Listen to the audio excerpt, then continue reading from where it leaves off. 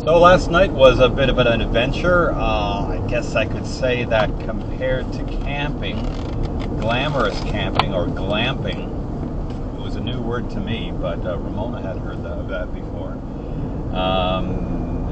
Compared to camping, it was comfortable. Compared to a hotel stay, no, not quite so much.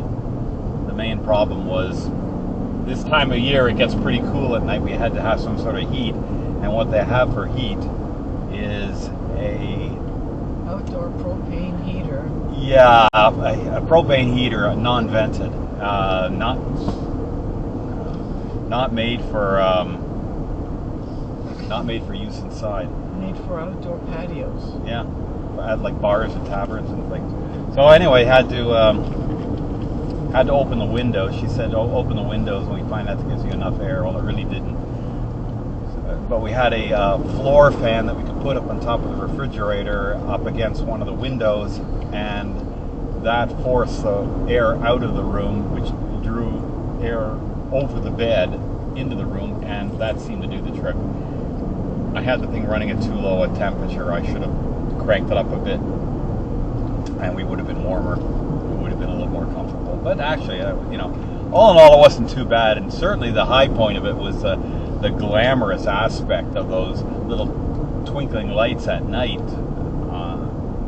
when it's dark out. Actually looked very beautiful with those gauzy curtains. In the daytime, the gauzy curtains were water stained. Yeah. So, I know, my point in all this is not to denigrate the company or the place, so I'm not going to say anything more on that. Actually, they've got a good idea. They're trying to go for something, and I think it's in the early stages, and they need to work a few kinks out of it. Yeah. A quick stop this morning to this rental place. The third rental place I contacted, the other two said that they're closing only, like their weekends only now because of the end of the season, but I managed to get this canoe for my little excursion today, little exploration. 10:03. Yeah, speaking of which, when we get back. 10:03. 10:03. Okay.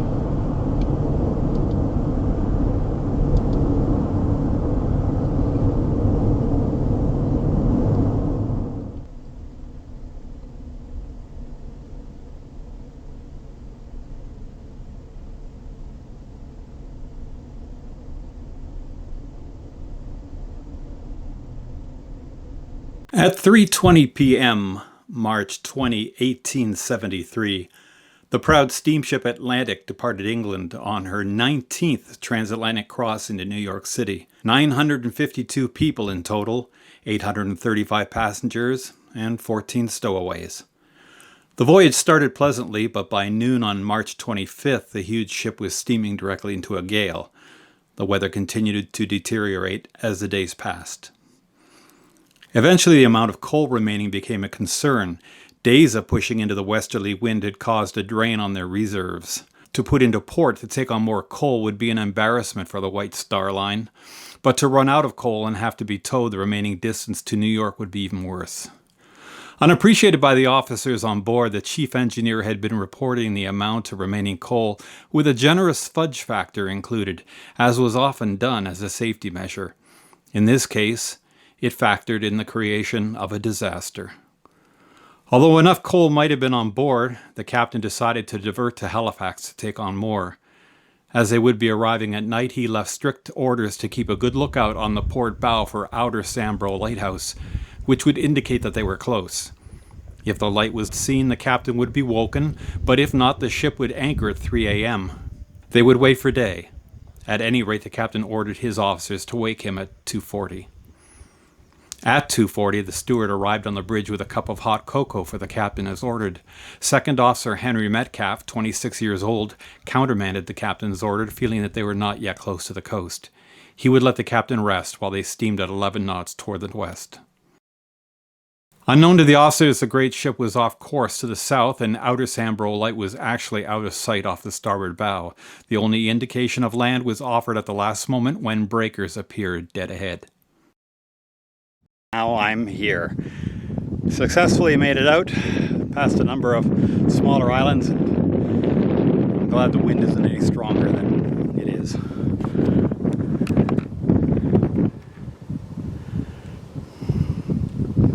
We're at low tide, which makes it kind of difficult to get ashore. But I'm ashore now. I found a spot.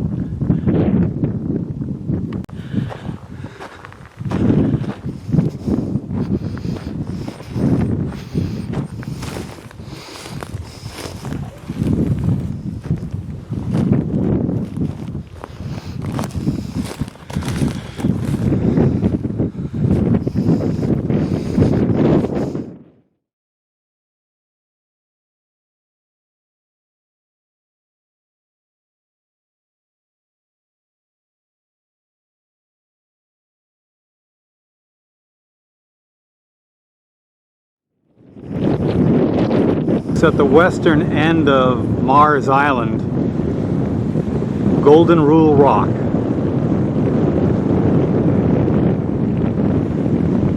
The SS Atlantic came in from this direction, thinking they were headed toward Halifax, where in fact they were quite a bit more to the south. And by the time they suddenly saw breakers, and they put the wheel hard to port and reversed engines, it was too late. The ship turned broadside of the shore and ran its bow into Golden Rule Rock. It was quite a collision, broke the bow off, and the ship decelerated so suddenly that the momentum of the air in all the cabins swished forward so quickly that it extinguished every oil lamp on the ship simultaneously. And the ship fell over on its port side and slowly sank. No women were rescued at all out of the hull. Most people were trapped below decks, it being in the middle of the night. And only one boy survived of all the children because he was forward with the men. The hull now lies under the water. It's basically nothing left but a few frames and a boiler. The rest of it having been scavenged over the years, and it's just basically deteriorated. There's supposed to be a buoy out there somewhere that the dive boats tie to, but I don't see it. And that marks probably a boiler. Quartermaster Speakman was the first to swim a rope to Golden Rule Rock, but eventually 5 ropes were connecting the wreck's bow to the tenuous safety of the outcrop. For those who were still alive elsewhere, there was little help to be had as the wreck settled deeper into the freezing water. Most of the families near the center of the ship, and virtually all of the single women housed in the stern, were already dead.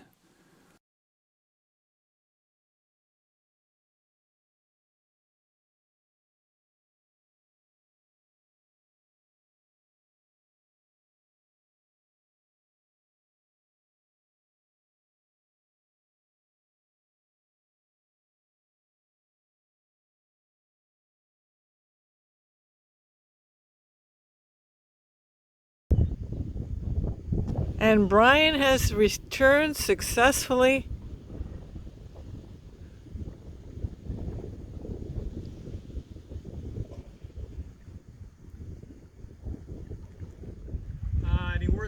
say, better keep making those life insurance premium payments. What? Oh dear. Oh, damn, he's back. Did you have some trouble? No, Oh, wonderful. everything worked perfectly.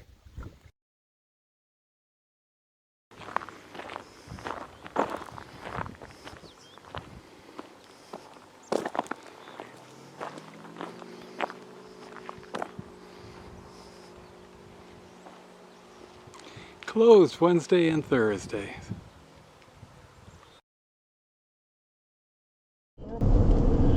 And now we're off to Peggy's Cove. And Peggy's Cove is just considered to be one of the most picturesque Nova Scotian harbors that there is. So that's its claim to fame. Very beautiful. We're going to go take a look at that. We've been there before, but in the winter. And I think it'll be a lot nicer in the summer.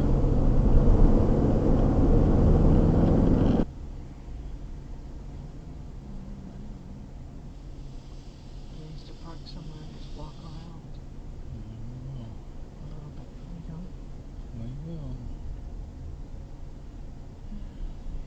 I have to say, it doesn't look at all familiar to me. Yeah, me neither. I don't know what I expected.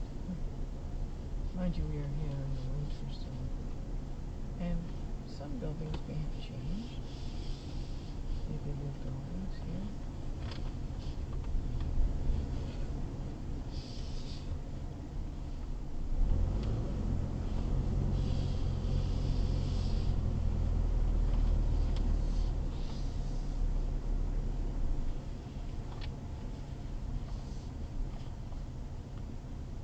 This may have been the place we went to. Oh, wow. Looks like very distressing.